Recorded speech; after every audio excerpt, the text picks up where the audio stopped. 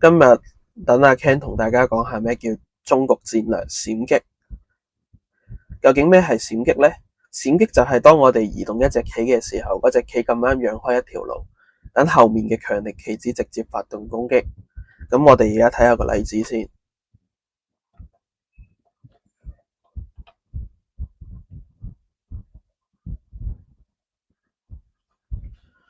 好，隻炮啦，隻炮就喺呢個位。咁樣我哋去呢度，車就斬咗隻炮。咁樣呢，呢度發生咗一個隻車擺咗喺炮後面，係啦，隻卒一將軍呢，我哋隻炮就閃咗去隔離，最後就反將對手。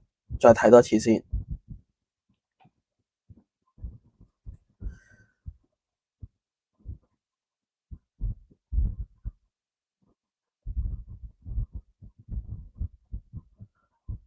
嗱，閃擊就發生喺呢個位啦。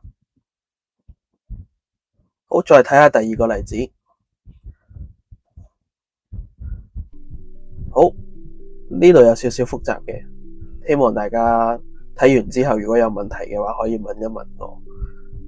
嗱，隻馬一閃開，隻炮就打底象啦。呢度就抽隻炮，呢個就係閃擊得子嘅其中一個方法。最後呢度隻馬食咗隻炮嘅。有唔明大家可以隨時問我。好，咁樣我哋究竟喺呢盤棋度學到啲咩呢？其實我哋可以話俾細路仔聽，閃擊就好似捉迷藏咁。當一隻棋咧負責遮住後面嘅攻擊，當佢移動嘅時候咧，對手就會發現，咦，點解會有另外一個陷阱嘅？咁點解要教識孩子呢樣嘢呢？可以訓練到佢哋觀察到兩步之後嘅棋局，同埋學識掃描棋盤上面潛在嘅威脅。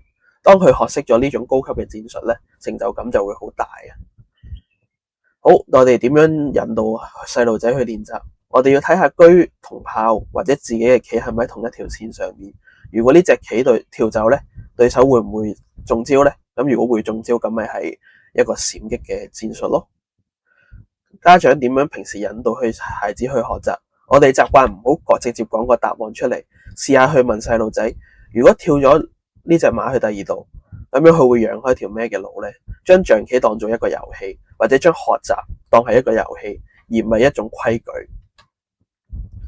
好，咁樣呢，親子共學嘅樂趣呢樣嘢，我成日都想講嘅，就係唔止係棋藝，更加係一種內心嘅培養啊！當孩子咧喺棋盤或者學習上實現佢哋嘅第一次嗰陣咧，嗰種興奮嘅感覺就係學習嘅動力啦。希望我哋大家都可以令孩子愛上思考。咁多謝大家先，希望大家會立即訂閱、留言同埋分享，多謝。